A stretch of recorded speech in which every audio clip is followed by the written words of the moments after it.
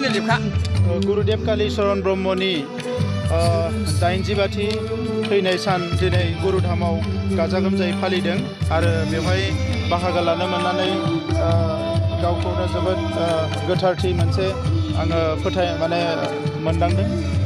गुरुदेव कालीचरण ब्रह्मनि जोनोम आरो थैनाय मोननैबो सानखौ फालिनाय जायो।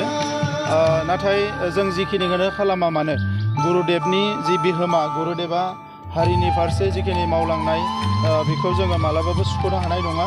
दा बेनिखायनो जोंनि गभर्नमेन्ट फैनायनि उनाव जोङो गिबि खेबनि थाखाय गुरुदेवनि नैबे धामखौ जौगाहोनो थाखाय 3 कोटि रां होनाय जादोंमोन।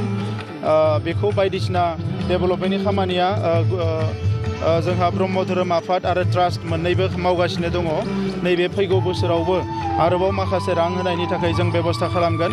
बिनि थाखाय 15 तारिखनि उनाव बिथां आफादफोरजों जोङो सावरायगोन आरो जों हास्थायदों जे जिहेतु बर' हारियाव गुरुआ सासेयानो बे जाबाय गुरुदेव कालीचरण ब्रह्म आरो भारत उदांस्रिनि सिगाङाव गोग्लैसोनाय हारिखौ फोजाखांनो बेखौ फारफ्रोमबो बिथिंनिफ्राय सांग्रां खालामनो गुरुदेव कालीचरण ब्रह्मआ गिबि आगानखौ होजेनदोंमोन। दा बिथांनि जि सान्थौ सानस्रि आदर्श बे गासैखौबो फोथांना दोननाया जोंनि माहारिनि साफ्रोमबो बर' फिसानिनो बिबान आरो बे हिसाबै जों अरायसम बेखौ मावलांबाय थागोन। बेवहाय सरकार आरो राजखान्थि होननाय जेबो गैया। गुरुदेवखौ सिबिनायाव हारिया खौसे जानानै बयबो सिबिनांगौ आरो जों गुरुदेवखौ अरायसम सिबिलांबाय थागोन।